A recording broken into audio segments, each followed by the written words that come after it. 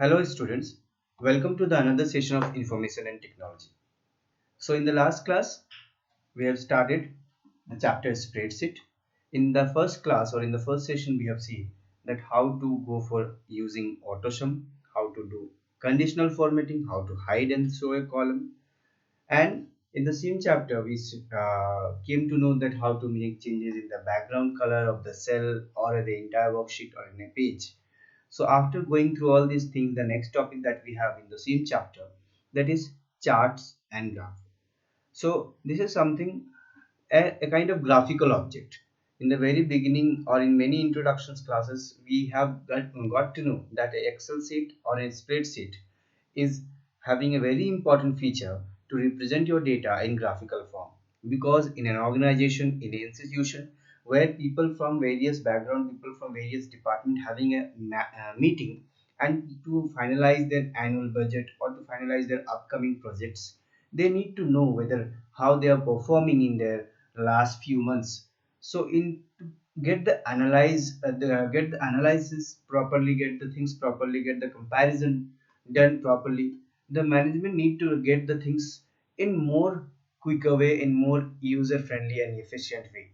तो मैनेजमेंट के higher authority वाले लोगों को फैक्ट से मतलब नहीं होता, उनको ग्राफिकल फॉर्म में डेटा ज़्यादा जरूर आसानी से समझ में आता है, और वो बस ये देखना चाहते हैं कि उनकी कंपनी अच्छा कर रही है कि नहीं, उनकी कंपनी का ग्रोथ लास्ट क्वार्टर से अच्छा है या फिर उससे नीचे है।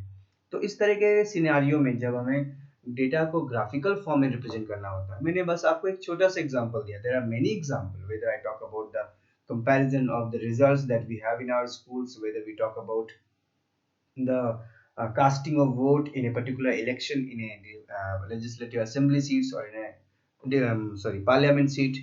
So for different reason there are survey, for different scenario, for different situation there are certain some sort of poll and some things are happening, and we need to know the results.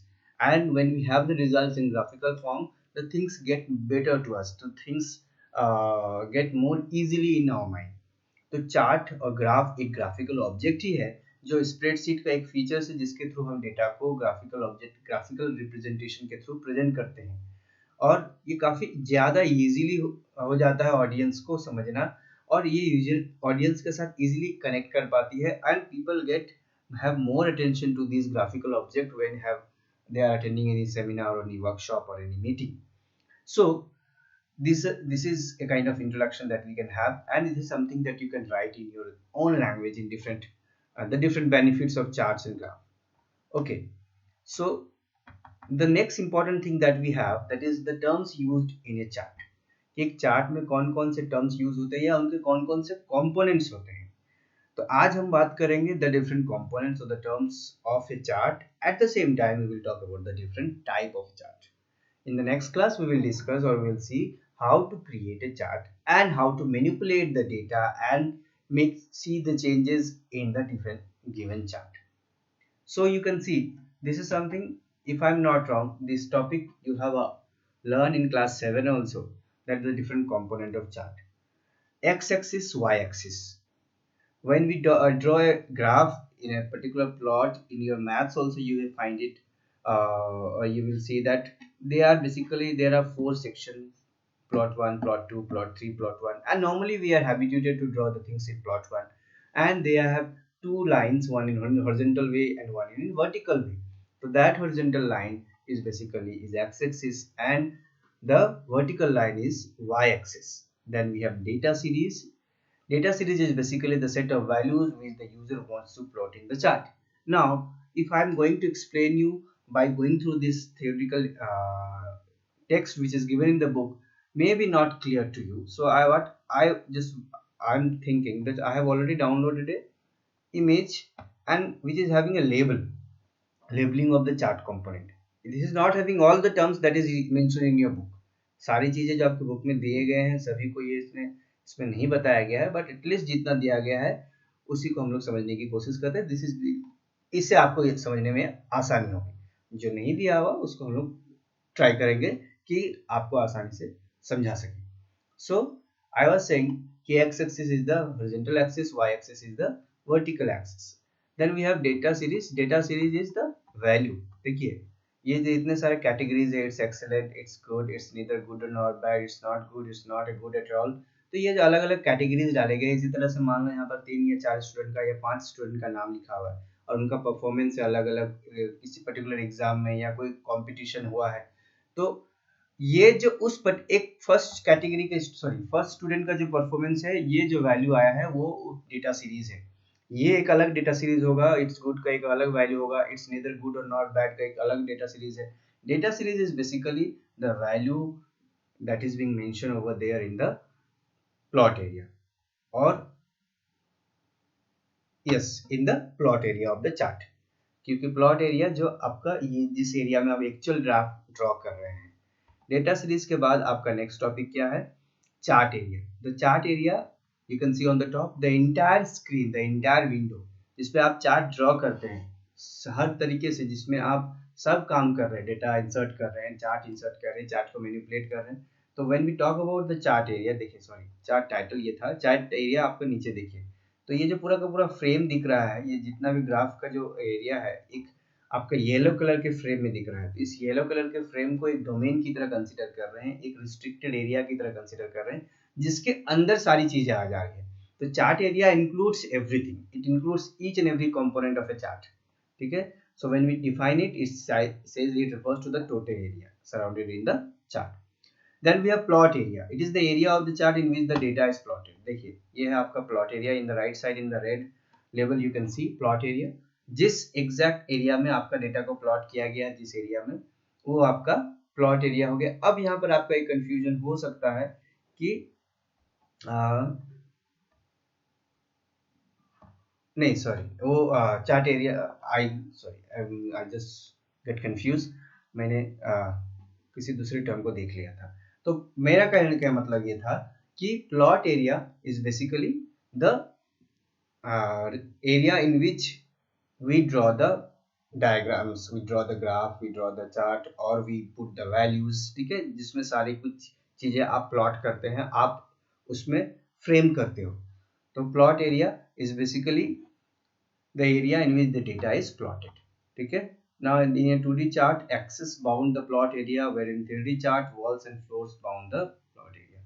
मतलब जो normal 2D chart हम लोग draw करते हैं, तो ये जो axis है, एक्स एक्सिस वाई एक्सिस, ये प्लॉट एरिया को डिफाइन करते हैं। ठीक है, और जो 3D चार्ट होता है उसमें आपका वॉल और फ्लोर्स जो होता है वो प्लॉट एरिया को डिफाइन करता है। वॉल और फ्लोर्स आपका क्या हो गया, लेकिन जस्ट जो मिनट वो आगे है आपका, उसके बारे में हम बात करेंगे कि इसमें वॉल और फ्लोर है क्या। ठीक है, तो ये नॉर्मली एक 2D चार्ट ही है जिसमें कि एक्स एक्सिस और वाई एक्सिस का जो बाउंडेड एरिया है वो प्लॉट एरिया को डिफाइन करता है। मैं फिर से बता रहा हूँ, थोड़ा सा कंफ्यूजिंग हो रहा होगा आपके लिए, मैं फिर से बताऊंगा इसको। देखिए X axis horizontal axis, Y axis vertical axis, ये अलग अलग वैल्यूज जो ड्रॉ किए गए हैं, ये डिपेंड करता है अलग अलग सिचुएशन में, अलग अलग सर्कमस्टांसेस में। तो डेटा सीरीज को हम लोग वैल्यूज को बोलते हैं, जो अलग अलग कैटेगरीज में बांटा गया है। जैसे अगर यहाँ पर मान लीजिए इन 5 की जगह पर 5 स्टूडेंट का नाम रहता और उनका कुछ कुछ स्कोर रहता या उनका फाइनल स्कोर रहता, तो वो जो वैल्यू वो ऑब्टेन करके रखे हैं, that is your data values. ठीक है, that is data series, whatever they have scored। Then we have chart title। So this is the chart title, on the top you can see basically this is a kind of caption that you can assign to a chart। This is the heading text that helps to identify the chart। This is a heading, means you can insert a heading that किस purpose से ये chart बनाया गया है या किस particular चीज को ये रिप्रेजेंट करना चाह रहा है। Axis title, it refers to the title given to the 3 axis, x axis, y axis and z axis। ठीक है, एक्सिस टाइटल आपके इस डायग्राम में नहीं है, मतलब इस बेसिकली आपने क्या नाम दिया है इन एक्सिस को। यहाँ पर आपका 2 ही एक्सिस हमें दिख रहा है, एक्स एक्सिस और वाई एक्सिस। तो नॉर्मली आप देखेंगे जब भी आप ग्राफ ड्रॉ करते हैं तो एक्स एक्सिस में आप कुछ एक लिखते हैं वैल्यूज और एक वाई एक्सिस में लिखते हैं। मुझे लगता है आपके बुक में भी है इसका सैंपल, लेट्स सी किस तरह से दिख रहा है। ठीक है, नेक्स्ट पेज में I think there is something. देखिए ये जो दिख रहा है ऑप्शंस आपको नीचे, काव्या, पूजा, अंकित। ठीक है, ये 3 स्टूडेंट के नाम हैं और आपके पास बुक है तो आप देख सकते हैं। Sorry that I am just moving. और इधर जो लेफ्ट साइड में जो वैल्यूज है उनको भी हम लोग कुछ लिखते हैं। नॉर्मली आप मैथ्स में जब भी बनाते हो ग्राफ, तो आप इस तरह से नीचे वैल्यू लिख के नीचे का जो वैल्यूज है वो किसको डिनोट कर रहा है, और लेफ्ट साइड में जो एक्स वाई एक्सिस में जो वैल्यूज है वो किस चीज को डिनोट कर रहा है। अगर वो मार्क्स को डिनोट कर रहा है तो मार्क्स लिखते हैं, डिस्टेंस होना तो डिस्टेंस लिखते हैं। तो ये एक्सिस टाइटल इसको बोलते हैं कि एक्स एक्सिस और वाई एक्सिस का जो हम लोगों ने नाम रखा है that is axis title. Okay, after axis title what we have? Legend. Legend is basically the color, the pattern that we use to represent the variation, to represent the comparison. तो इसमें legend आपका है okay, here we don't have the legend. Let me explain it to you. It is very simple. जैसे आप अभी इस chart को देख रहे हैं, इसमें आप देख रहे हैं अलग अलग बार को एक ही सिंगल कलर से दिखाया गया है, ब्लू कलर से। ठीक है, मान लो आपके पास कुछ ऐसा सिचुएशन हो जिसमें आप ब्लू के जगह पर कुछ और कलर देख रहे हो, या फिर आप लाइन चार्ट इंसर्ट कर रहे हो, या फिर पाई चार्ट इंसर्ट कर रहे हो।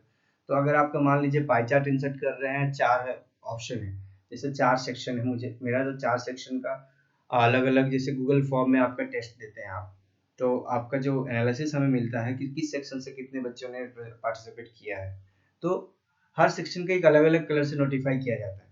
ठीक उसी तरीके से आप कोई भी चार्ट इंसर्ट कर लो, आप का जितना कैटेगरीज बढ़ता जाएगा उसका कलर का कॉम्बिनेशन बढ़ता जाएगा, ताकि आप डिफ्रेंशिएट कर सको कि किस पर्टिकुलर कलर को कौन सा डेटा रिप्रेजेंट कर रहा है। तो मेरे कहने का मतलब है कि legend is basically the these colour only. Legend refers to the colour, the pattern that we use. ठीक है, it helps to identify the plotted data series. जो डेटा सीरीज प्लॉट किया हुआ रहता है उसी को आइडेंटिफाई करने में लीजेंड काफी हेल्प करता है। Grid line. It refers to the horizontal and vertical line in the plot area. So let's see whether we have grid line or not. Yes, you can see grid line. जो आप line देख रहे हैं, ये जो green line देख रहे हैं, ये इसी को ग्रिड लाइन कहा गया है। ठीक है, एक किसी भी चार्ट में जो बैकग्राउंड में आपको इस तरह का लाइन दिख रहा है, एक्चुअली में लाइन दिख रहा है लेकिन ये लाइन एक वैल्यूज को डिनोट ही कर रहा है। जैसे 50 के लिए लाइन है, ये 100 के लिए है, ये 150 के लिए है। So these grid structure of a chart is known as grid line. Then we have data label. Then let's see what is data label. थोड़ा सा इसको so let's then you can see data label. देखिए, मैंने कहा कि जिस particular यहाँ पर अगर 5 स्टूडेंट का नाम रखा जाएगा तो 5 स्टूडेंट का अलग अलग स्कोर होगा। उस स्कोर को मैंने कहा डेटा सीरीज। लेकिन ये स्कोर मैक्सिमम जहां तक पहुंचा है, इसको भी हम लोग अलग लेवलिंग से आइडेंटिफाई कर सकते हैं, असाइन कर सकते हैं, नॉमिनेट कर सकते हैं। जैसे कि ये इट्स एक्सीलेंट का वैल्यू का जो बार है, ये आप देख सकते हैं 400 तक पहुंचा है। तो ये 400 को अलग से यहाँ पर एक बॉक्स के अंदर रिप्रेजेंट कर दिया गया। ये बहुत ज्यादा इंपॉर्टेंट नहीं है, लेकिन इस डेटा सीरीज का जो मैक्सिमम पॉइंट है उसको हम लोग डेटा लेबल के थ्रू रिप्रेजेंट करते हैं। So let's see the definition of data label. It refers to the label that provide additional information sheet marker thus represent a single data item और value of a cell. देखिए थोड़ा सा blur है, आपके book में दिख सकता हो। मेरे कहने का मतलब है कि आपका डेटा सीरीज का जो कॉलम है, डेटा सीरीज का जो बार खड़ा किया गया है या फॉर्म हुआ है, डिजाइन हुआ है, उसके बारे में एक एडिशनल इंफॉर्मेशन देता है।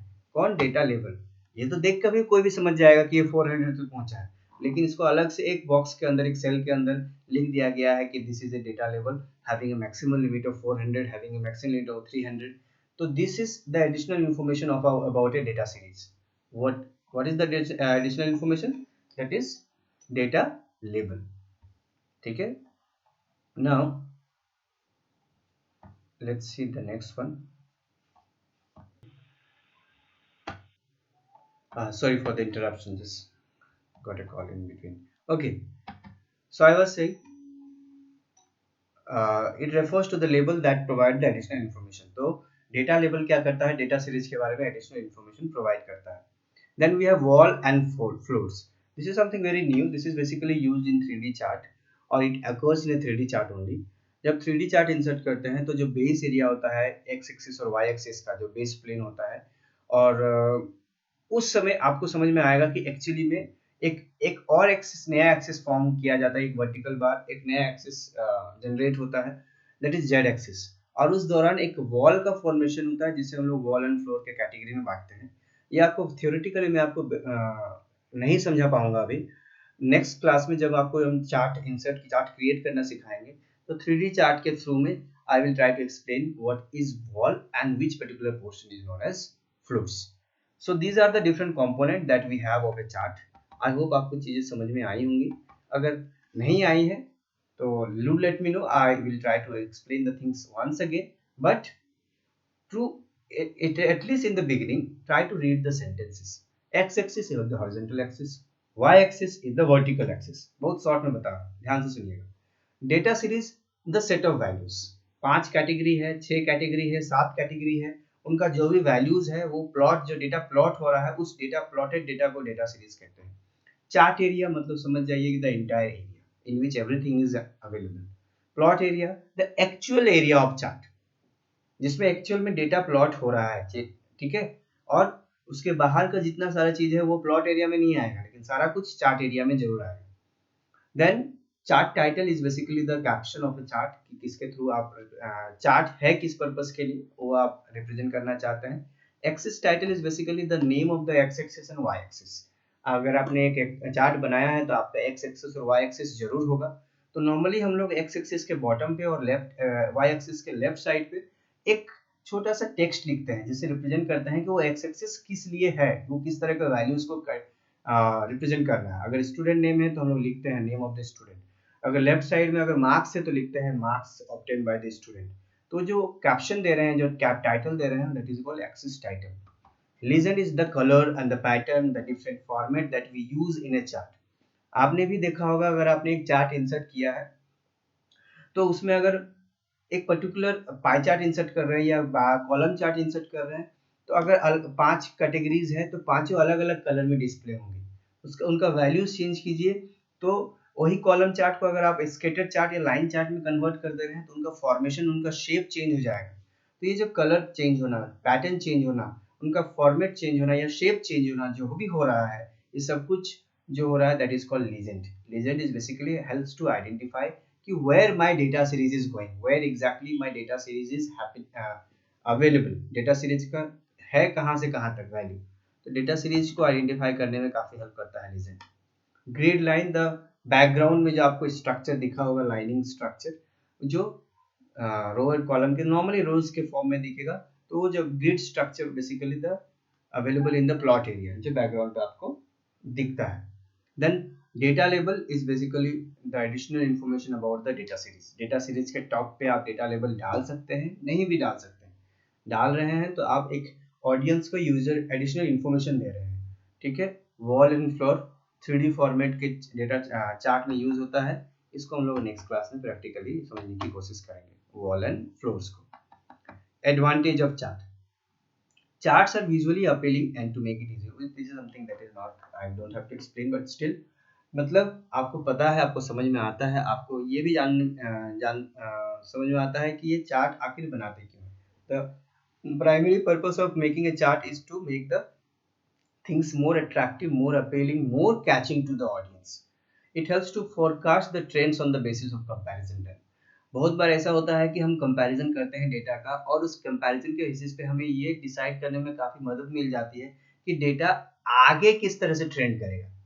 जैसे शेयर मार्केट का ट्रेंड हो, कोई किसी चीज़ का प्राइस का ट्रेंड हो, या फिर नॉर्मली बहुत सारे ऐसी कंपनियां होती है जो अपना एक सेल रिकॉर्ड का चार्ट के फॉर्म में बना रही है, ग्राफ के फॉर्म में वो सेल्स को रिप्रेजेंट कर रही है।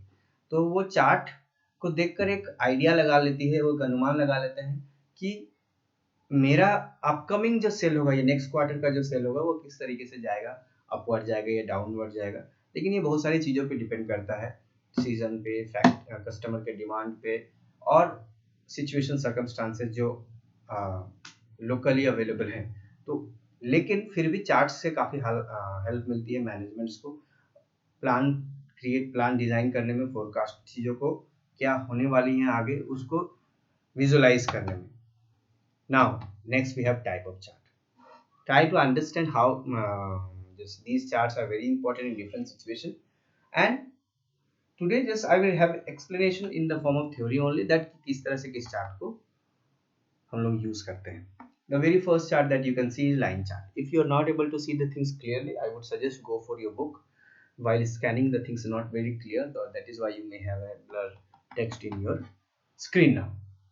So line chart में देखिए, line chart is used to view information that is shown by lines or equal intervals, depicts the change in a data over a period of time. ये जो term है आपको changes in data over a period of time, ये term आपको बहुत repetitive मिलेगा जितने भी चार्ट्स हैं, लेकिन आपको थोड़ा सा समझने का कोशिश करना है कि हम कैसे डिफ्रेंशिएट करेंगे। तो लाइन चार्ट को अगर आप देखेंगे तो 3 सब्जेक्ट दिया गया है और 3 स्टूडेंट्स का मार्क्स दिया गया है, English, maths and science, and 3 student Kavya, Pooja and अंकित।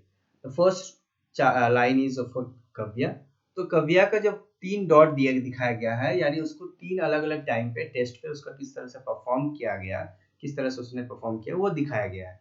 तो फर्स्ट आप उसके लाइन के शेप को देखकर बता सकते हैं कि स्टार्टिंग पे वो 90 और 100 के बीच में था, मिड टर्म पे वो 100 पे गया, लेकिन फाइनल टर्म पे वो फिर से बीच पे आ गए, थोड़ा सा डाउनवर्ड हुआ। अगर आप पूजा के लाइन को देखेंगे तो वो थोड़ा सा अपवर्ड ही है, ठीक है, वो थोड़ा सा हमेशा इम्प्रूवमेंट ही लाई है, कंसिस्टेंसी है उसके परफॉर्मेंस में।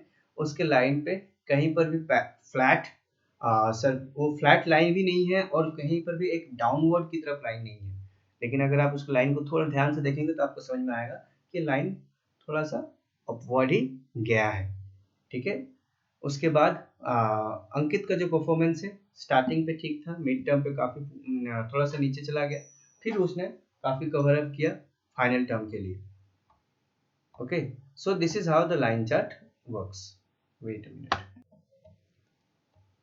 सो I was saying the line chart basically datas में क्या क्या चेंजेस आया है over a period of time को उसको डॉटेड लाइन के थ्रू रिप्रेजेंट करता है लाइन चार्ट। अब देखते हैं next chart, that is column chart. A column chart represent the data over a period of time. देखिए फिर से data over a period of time, उसमें चेंजेस था। अगर आप ध्यान देखेंगे लाइन चार्ट में एक टर्म यूज किया गया था, changes in A data over a period of time, depict the changes in A data over a period of time. लेकिन आप कॉलम चार्ट में देखेंगे चेंज टर्म को यूज नहीं किया गया। A column chart represent the data over a period of time in column, ठीक है।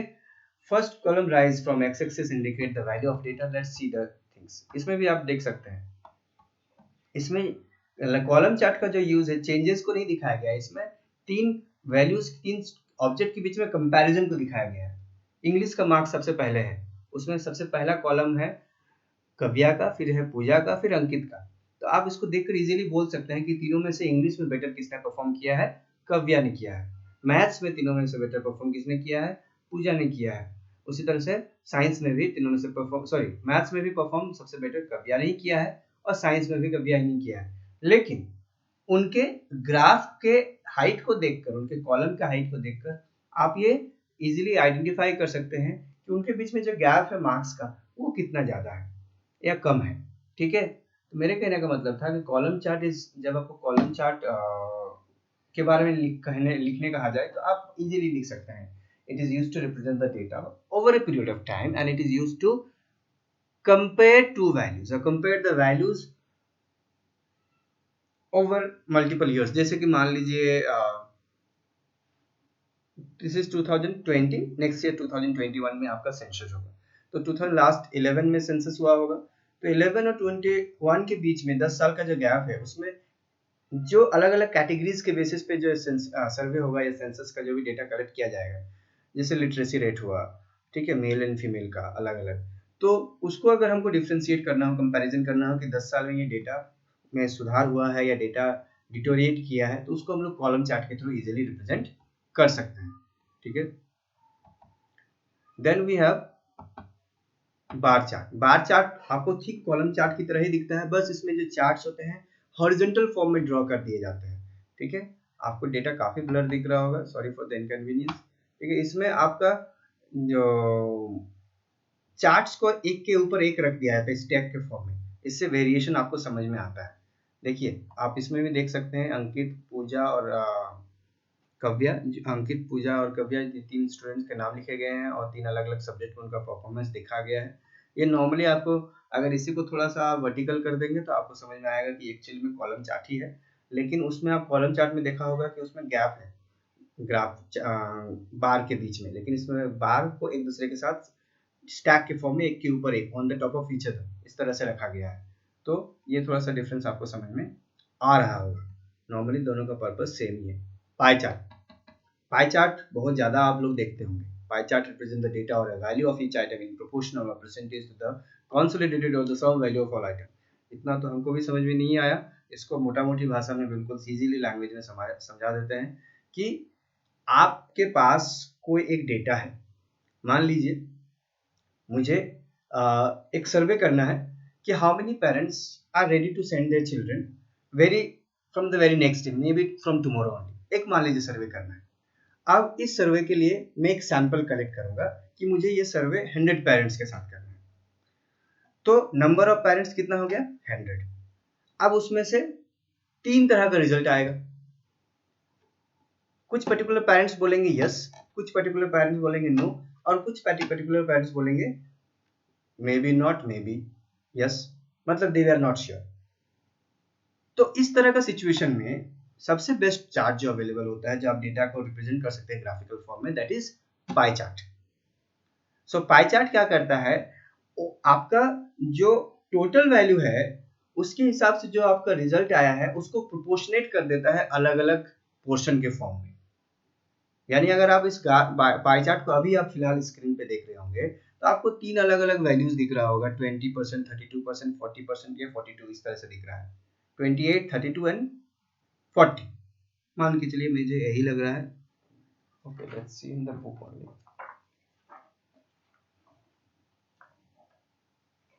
It is 28, 32 and 40 only. तो ये 28, 32 और 40 को मिलाकर कितना हो गया? 100। तो ये क्या करता है, एक 100 के फॉर्म में उसको ओवरऑल डेटा जो भी उसका फिगर हो, मैंने आपका 150 हो 160 हो, उसको एक 100% को वो बांट देगा उनके रिजल्ट्स के सर्वे के हिसाब से।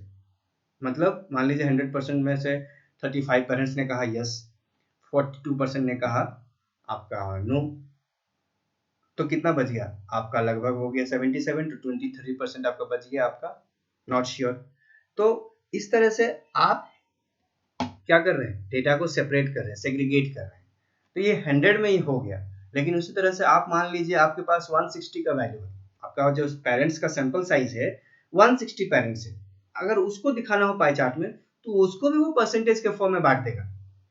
उसको परसेंटेज एज यूजुअल जैसे कैलकुलेट होता है उस तरह से निकाल देगा। मान लीजिए 160 में आपका 80 पेरेंट्स ने कहा दिया यस, यानी वो 50% ऑब्वियस है। ये मैंने एक राउंड फिगर में लिया ताकि मुझे भी अभी कैलकुलेशन करने में इजीली हो। कोई भी फिगर रहे उसको वो क्या करेगा, इजीली तुरंत एक पाई चार्ट का डिजाइन करके वो इजीली अलग अलग कलर से रिप्रेजेंट कर देगा, और जो पोर्शन ज्यादा दिखेगा वो मतलब वो सिग्निफिकेंट वैल्यू कैरी कर रहा है, और उस पे मेजोरिटी है, उस पे ज्यादा सपोर्ट है, उस पे ज्यादा लोगों की सहमति है।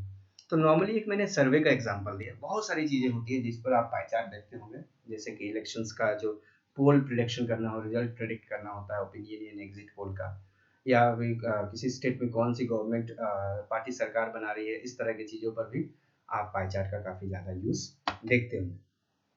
Then scatter chart. Scatter chart is basically used in the research sector or in a place where the data are being collected in an uneven interval, a cluster of data. मतलब आपके पास बहुत सारा डेटा है और आपको हर data को study करना है, तो उस केस में हम लोग स्कैटर चार्ट को यूज करते हैं। ठीक है, display the relationship among the numerical data of several data series. The chart shows the uneven interval of cluster of data and normally used in the scientific data. मतलब जब लोग किसी scientific department में, किसी भी तरह का डिपार्टमेंट हो जहाँ पर किसी तरह कोई सर्वे कर रहे हो या कुछ स्टडी कर रहे हो, कोई रिसर्च वर्क चल रहा हो, और उसमें उनको अलग अलग डेटा जो जनरेट कर रहे हैं उनको कंपैरिजन करना हो, उनको उसके बेसिस पे कुछ एक कंक्लूजन पे निकलना हो, तो वो स्कैटर चार्ट का यूज करना ज़्यादा बेहतर समझते हैं। Then we have area chart. Area chart is basically a version of a line on column graph. Line chart और कॉलम चार्ट देखा, उसी का एक मिक्स वर्जन है एरिया चार्ट। इसमें आप देखेंगे it is used to emphasise the value volume of changes of data. मतलब जो भी डेटा का चेंजेस हुआ है उनको वो पूरे वॉल्यूम के फॉर्म में दिखा गया है।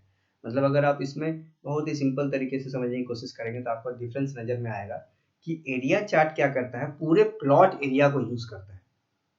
बाकी का चार्ट अगर आपने ध्यान से देखा होगा तो वो एक पर्टिकुलर विड्थ में ही वो कॉलम को ड्रॉ कर रहा है, जो भी बार ड्रॉ हो रहा है, चाहे कॉलम चार्ट का बार ड्रॉ हो या बार चार्ट का बार ड्रॉ हो, वो एक थिकनेस उसका डिफाइंड है। ठीक है, उसका हाइट वैरी कर रहा है वैल्यू के अकॉर्डिंग। लेकिन इसमें अगर आप देखेंगे एरिया चार्ट में उसने पूरे प्लॉट एरिया को कंज्यूम कर दिया गया है। और अलग अलग कलर से रिप्रेजेंट किया गया और हर एक कलर का एक अलग अलग थिकनेस है और उस थिकनेस के बेसिस पे हम लोग डिसाइड करते हैं कि कौन सा वैल्यू ज़्यादा कैरी कर रहा है। ठीक है, तो इस तरीके से एरिया चार्ट हम लोग डिसाइड करते हैं। इसके बाद है making a chart and all, इसमें स्टेप्स के बारे में हम लोग बात करेंगे।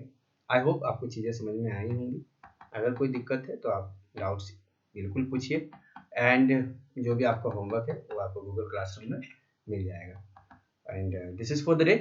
Thank you everyone, stay home, stay safe, and sorry, in between I just got 2-3 calls, that is why there must be a kind of discontinuation in between। आपको समझ में आया होगा जो रिकॉर्डिंग्स के बीच में। ठीक है, तो उसके लिए I am very apologise for that. Thank you.